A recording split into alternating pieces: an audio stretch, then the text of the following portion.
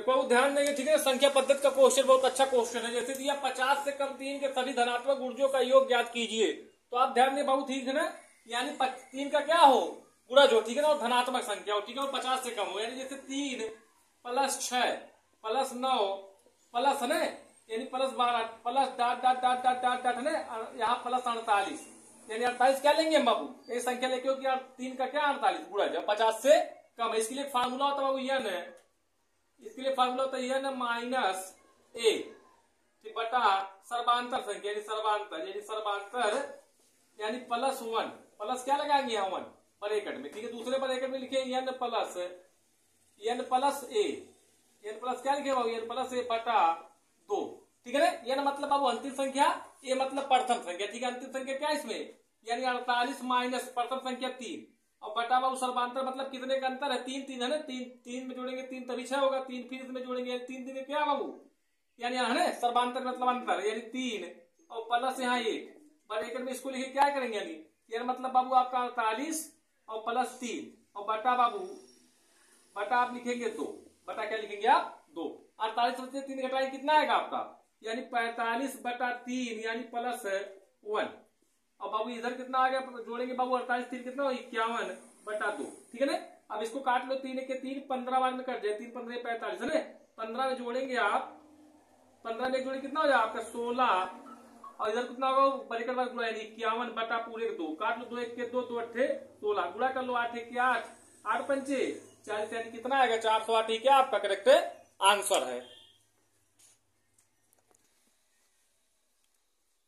देखो ध्यान देंगे, बहुत अच्छा क्वेश्चन दिया। जैसे दिया दो संख्याओं में 5 का अंतर, यदि इनका गुणनफल 336 हो तो उन संख्याओं का योगफल ज्ञात कीजिए। तो उन संख्या क्या करना हमें, योगफल ज्ञात कर। तो संख्या मान लो, ठीक है बाबू, ये मान लेंगे हम, यानी ये माइनस बी, यानी अंतर है ना, दो संख्याओं का अंतर, यानी ये माइनस बी का क्या बाबू अंतर कितना 5, ठीक है। उनका गुणनफल है ना, गुणनफल कहा बाबू, यानी ये गुणे बी, यानी ये गुणे बी का है गुणनफल कितना दिया आपका 336। अगर इस टाइप क्वेश्चन मिलता तो क्या करेंगे हम, 336 का गुणनफल इसको तोड़ेंगे आप, या 336 क्या करेंगे हम तोड़ेंगे, 336 तोड़ लो, या तोड़ेंगे आप, काटेंगे बाबू 4 से काट लो ना, 4 4 है 4 7 28, ठीक है ना। 28 उसके बाद बता कितना 3 28 3 4 अठे 32 ले जाओ, 4 अठे 32 1 बचा 4 चौका 16, फिर काटेंगे बाबू 4 से, यानी 4 से काटेंगे आप बाबू, यानी 4 दूनी 4 1 के 4, ठीक है। फिर 7 से काटेंगे, 7 से कट जाए 3 से काट लो, 3 से काट लो 3 7 21, फिर 7 से काटे 7 1 के 7, ठीक है ना बाबू।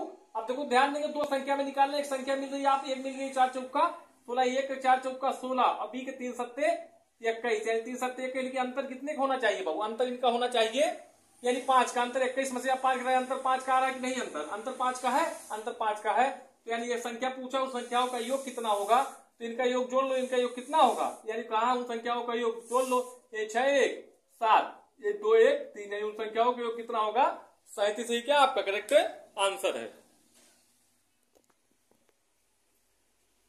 देखो ध्यान देंगे, ठीक है ना।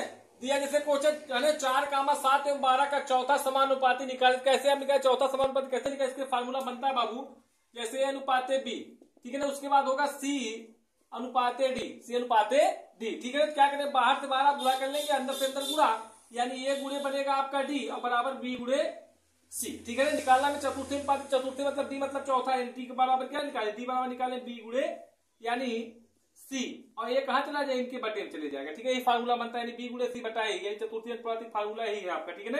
डी बराबर बी गुणे सी बटा ए, तो रख लो, यानी बी क्या मानेंगे 7 और सी मानेंगे आप यानी 12, यानी 7 गुणे 12 और ये मतलब कितना मानेंगे आप 4, काट लो 4 के 4 4 3 12 यानी 7 3 21, चतुर्थी अनुपाती का कितना आएगा आपका 21, से क्या है आपका करेक्ट आंसर है।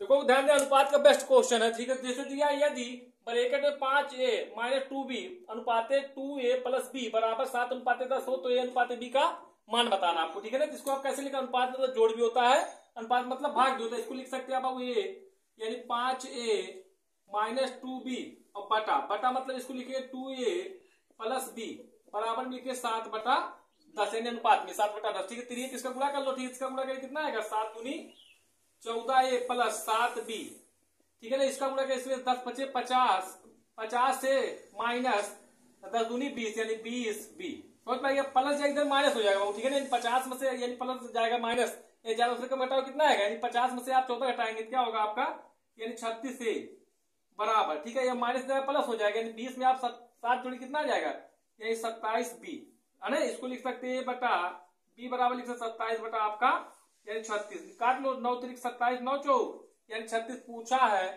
ए अनुपाते b का मान कितना होगा, 3 अनुपाते आपका कितना होगा, 4 ही क्या आपका करेक्ट आंसर। इस तरह सोल्व करेंगे आपका सोल्व हो जाएगा।